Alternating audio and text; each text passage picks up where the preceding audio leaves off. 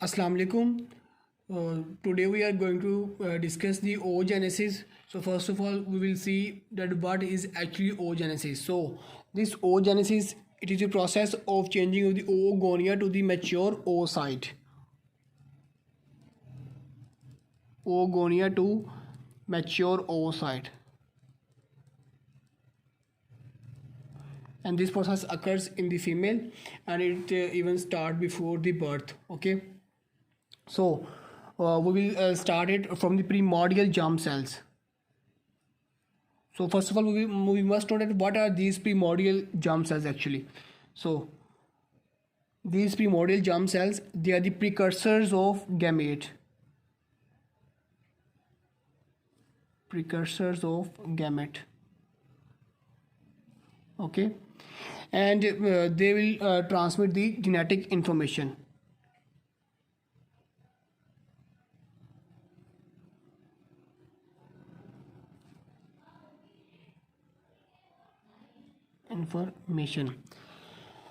तो ये जो प्रीमोडियल जर्म सेल्स हैं, ये जैसे ही उसमें आएंगे ना गोनेड्स में, तो इनकी ये डिफ्रेंशिएट हो जाएंगे। जैसे ही ये गोनेड्स में आएंगे, ये डिफ्रेंशिएट हो जाएंगे ओगोनिया के अंदर, दीज ओगोनिया। ओके, अब हम इन ओगोनिया को लेके चलेंगे आगे। अब ये जो ओगोनिया है, they will undergo the mitotic divisions, several mitotic divisions, and they will produce the primordial follicle. Now actually what is the primordial follicle? It is actually that oogonia which is surrounded by the flat epithelial cells or the flat follicular cells like this.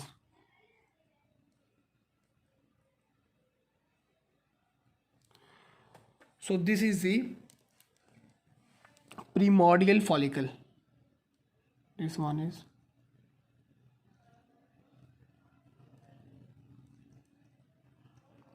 अब अगर question है कि what is primordial follicle, तो हम बता सकते हैं जी the oogonia which is surrounded by the flat epithelial cell is called as the primordial follicle. Simple की डेफिनेशन। ठीक है, अब ये जो प्रीमोडियल फॉलिकल हो है ना फीमेल में, ये सारा प्रोसेस हो रहा है बिफोर द बर्थ।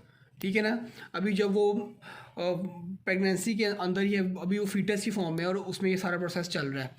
अब ये प्रोसेस जो है ना, ये अरेस्ट कर जाएगा आके प्रोफेज 1 की डिप्लोटिन स्टेज के अंदर। ठीक है ना, अब हम वो भी देखेंगे कि ये अरेस्ट एक्चुअली करता कैसे है। इसी फॉर्म में जब ये अभी होगा प्राइमरी प्रीमोडियल फॉलिकल, तो यहाँ पे ये अरेस्ट कर जाएगा। ठीक है, मतलब कि यहाँ पे ये स्टॉप हो जाएगा।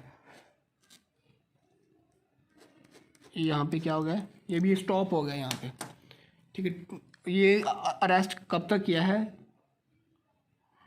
अरेस्ट टिल प्यूबर्टी, कि प्यूबर्टी तक अभी ये प्रोसेस यहाँ पे रुक चुका है। और ये भी ये किस फेज़ के अंदर है? प्रोफेज 1। और अगर इसको मोस्ट स्पेसिफिक करें तो डिप्लोटिन स्टेज, डिप्लोटिन। अब हमने ये देखना कि यहाँ पे ये अरेस्ट हुआ कैसे, मतलब कि ऐसा कौन सा फैक्टर है जिसने इसको यहाँ पे अरेस्ट करवाया है। ठीक है ना, तो वो हम यहाँ पे देख लेते हैं कि ये जी अरेस्ट कैसे हो गया यहाँ पे। तो ये अरेस्ट होता है oocyte मैच्योरेशन इनहिबिटर।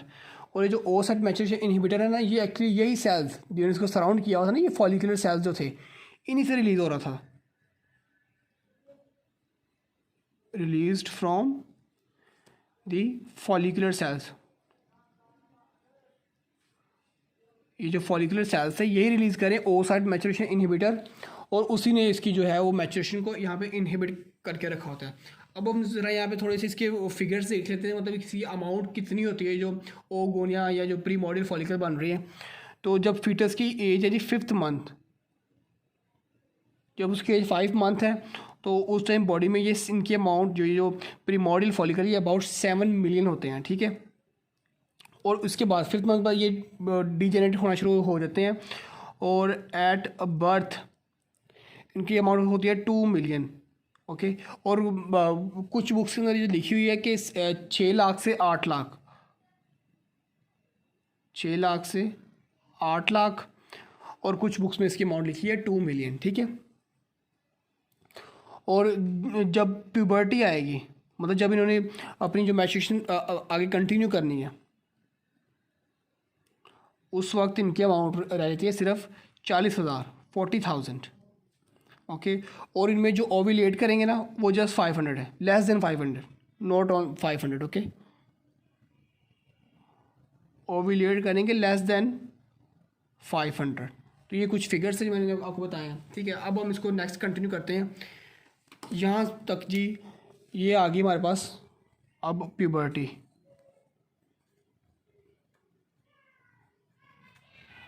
अब ये प्यूबर्टी से आगे हम जाएंगे। ठीक है, अब जब प्यूबर्टी आ गई है ना तो अब ईच मंथ अब इनका एक पूल होगा बॉडी के अंदर ना, तो हर महीने वहाँ से 15 से 20 जो प्रीमोडियल फॉलिकल है ना उनको उस पूल से निकाल लिया जाएगा। 15 to 20 ईच मंथ उस पूल से लिए जाएंगे। ठीक है ना, और उनको और वो आ जाएंगे जी एक फ्लूइड स्पेस के अंदर। फ्लूइड स्पेस यहाँ इसको हम कहेंगे एंट्रम के अंदर। इसी फ्लूइड स्पेस का नाम क्या है? एंट्रम। तो जब वो इस फ्लूइड स्पेस या एंट्रम के अंदर प्रेजेंट हो गए तो हम कहेंगे जी वो जो है ना हमारे पास प्रीमोडियल फॉलिकल, वो इस वक्त एंट्रल स्टेज में है। किस स्टेज में है? एंट्रल स्टेज, या हम कहेंगे वेजिकुलर स्टेज में है। एंट्रल और वेजिकुलर स्टेज। ओके, अब ओव्यूलेशन से पहले, बिफोर द ओव्यूलेशन, ये जो था प्रीमोडियल फॉलिकल ये स्वेल करेगा। स्वेल करने से इसका क्या होगा? इसका डायमीटर इंक्रीज होगा। ठीक है ना, और इस वक्त हम कहेंगे जी ये है जी कि एंट्रल स्टेज के अंदर पड़ा हुआ है। ठीक है ना, और ये जब उसको स्वेल करेगा तो ये बन जाएगा जी ग्राफियन फॉलिकल। इसको हम कहेंगे अब ये ग्राफियन फॉलिकल, इसका साइज़ जो है वो इंक्रीज हो जाएगा। Graafian follicle. अब हमारे से कोई पूछे जी ग्राफियन फॉलिकल क्या होता है तो हम उसको ईजिली बता सकते हैं। जब primordial follicle, when the primordial follicle swell when it is present in the fluid space or the antrum, तो it is called as the graphene follicle, या सब इसको हम कहेंगे मैच्योर वेजिकुलर फॉलिकल, जिस तरह से हम यहाँ पे वेजिकुलर स्टेज में। ठीक है ना, अब इसके बाद इसने चेंज होना है कि प्राइमरी फॉलिकल, प्रीमोडियल फॉलिकल के बाद ये चेंज होना है प्राइमरी फॉलिकल में। वो किस तरह से होगा इस पर ज़रा गौर करिए, ये थोड़ा सा कॉम्प्लिकेटेड है। ठीक है ना, अब एक्चुअल होगा कैसे, हम इसको यहाँ पे मैं इसको ड्रॉ कर रहा हूँ। ठीक है ना, कि ये सेंटर में सेल पड़ा हुआ था और ये थी इसकी जो फ्लैट सराउंडिंग एपिथेलियम। अब एक्चुअली ये प्राइमरी फॉलिकल में चेंज कैसे होगा कि ये जो फ्लैट सेल्स है ना, अब ये चेंज हो जाएगा क्यूबॉइडल सेल्स के अंदर। जस्ट ये चेंज जाएगा और अब ये बन जाएगा प्राइमरी फॉलिकल। ठीक है, अब हम इसको कहेंगे जी ये प्राइमरी फॉलिकल है। अब इसके बाद क्या होगा कि ये जो थे ना ये जो क्यूबॉइडल सेल्स थे और ये सेंटर पे पड़ा हुआ था oocyte, it will secrete outward and they will secrete inward a glycoprotein coat. तो ये आउटवर्ड वो इनवर्ड एक ना कोट सिक्रीट कर देंगे यहाँ पे ग्लाइकोप्रोटीन का, इस तरह से। इस कोट को हम कहेंगे जी ये है जोना पेलोसिडा।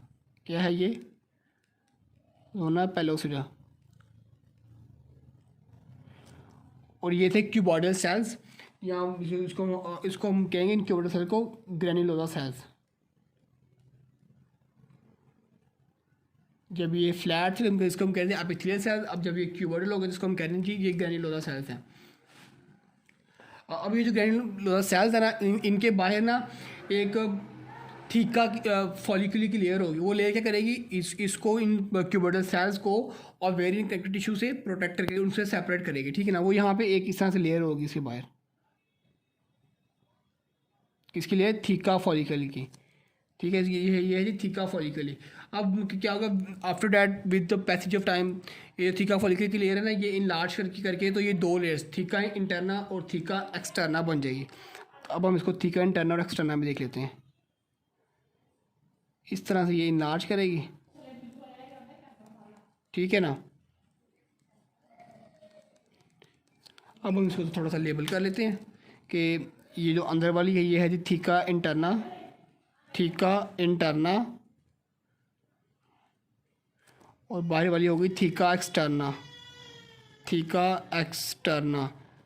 थीका इंटरना जो है ना ये सिक्रेटरी होती है, मतलब इसमें ब्लड वेसल्स होगी, ग्लैंड्स होगा, और थीका एक्सटर्ना है ये एक्चुअली फिबर्स होती है, और ये इसको मतलब कि वो जो ओवेरियन टिश्यू है उनसे सेपरेट करके रख रही होती है बस, ठीक है ना। आपने यहाँ पे इनके बारे में अभी यहाँ पे सिर्फ यही चीज़ याद रखनी है, ठीक है। अब और इस स्टेज के ऊपर इसको हम क्या कह रहे हैं, अब ये हमारे पास आ गया है जी primary follicle. What is it now, it is primary follicle. तो अब अगर आपसे पूछे कि जी प्राइमरी फॉलिकल क्या होता है, तो आपने कहना है कि when the flat epithelial cell surrounding the primordial follicle changes into the cuboidal cell, तो it is called as the primary follicle.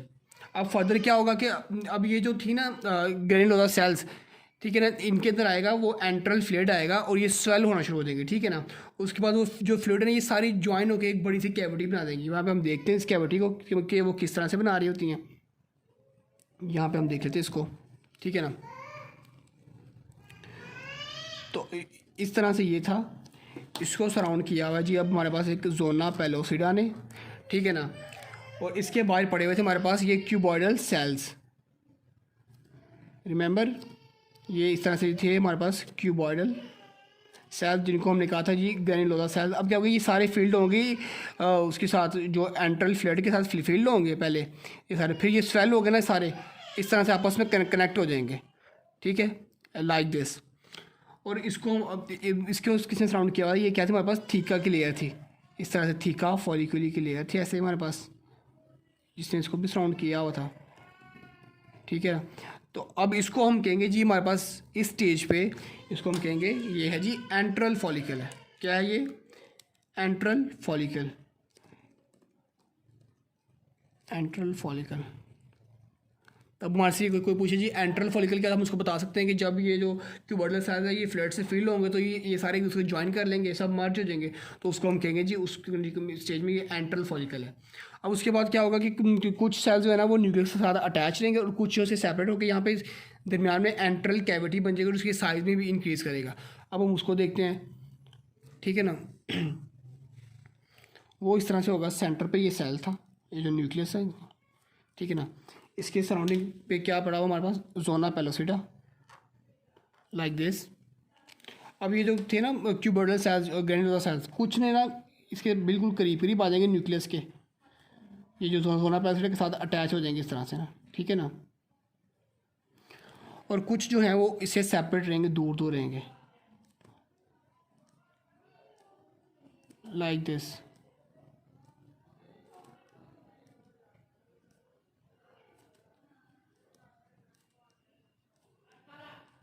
Okay, तो ये कुछ सेपरेट हो गया उससे। और इसके अराउंड हमारे पास क्या थी, यही जो थीका फॉलिकुलर लेयर थी इस तरह से हमारे पास।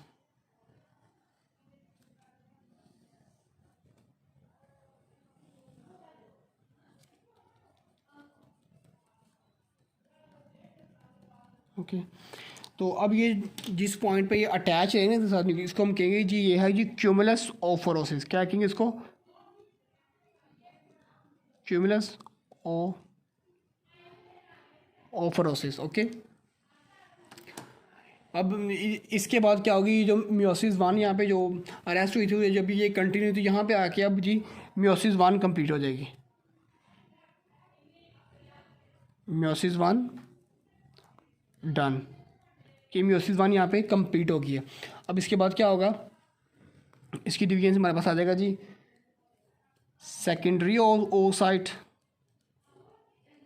हमने मियोसिस में चीज़ देखी है कि वो सेकेंडरी ओसाइट, और फीमेल में मैंने आपको बताया था कि फीमेल में क्या आएगा, साथ में first polar body, first polar body, ठीक है ना। और इसके बाद ये जो secondary oocyte first polar body बन रही है, ये किस तरह से बन रही है, यहाँ पे आ रही होती है LH सर्ज, ल्यूटिनाइजिंग हार्मोन की सर्च, मतलब कि एकदम से abrupt increase in the luteinizing hormone level. उसको हम सेपरेट जब हम हार्मोन्स का इफेक्ट करेंगे उसमें हम देखेंगे। यहाँ पे आपको सिर्फ इतना पता होना चाहिए कि LH सर्च की वजह से ये जो मियोसिस वन है ये कंप्लीट हुई है और हमारे पास सेकेंडरी ओसाइट और फर्स्ट पोलर बॉडी आ गई है। फिर वो नेक्स्ट होता है कि सेकेंडरी ओसाइट जो है वो ओव्यूलेट करेगा, वो भी हम नेक्स्ट पे देखेंगे ओव्यूलेशन के अंदर। अभी हमें सिर्फ ये पता होना चाहिए। और इसमें कुछ अब हम देख लेते हैं कि जो जोना पेलोसिडा था ना, इसके एक्चुअल फंक्शंस क्या हैं, ठीक है ना। यहाँ पे हम देख लेते हैं, इसको हमने पढ़ा जो है जोना पेलिसिडा, इसके फंक्शंस क्या हैं। So this zona pellucida, it will allow only the human sperm to pass through the egg. Allow only human sperms. Okay. एक तो उसकी ये एडवांटेज होगी तो जोना पेलिसिडा की। सेकेंडली क्या है कि it will prevent the polyspermy, कि सिर्फ एक ही वो स्पर्म को पास होने देगा, आगे एक से ज़्यादा नहीं। तो it will prevent the polyspermy.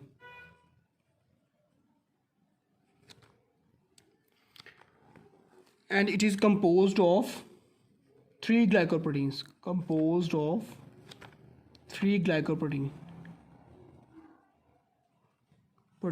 which are the ZPA, ZPB and the ZPC। तो ये था ब्रीफ सा इंट्रोडक्शन जोना पेलिसिडा का। बाकी इसकी जो फंक्शन है वो हम साइड बाय साइड जब हम फर्दर इसको पढ़ेंगे फर्स्ट वीक को, तो उसमें हम देख जाएंगे। So this is all about the oogenesis.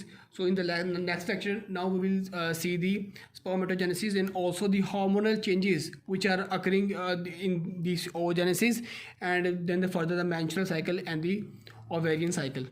Thank you.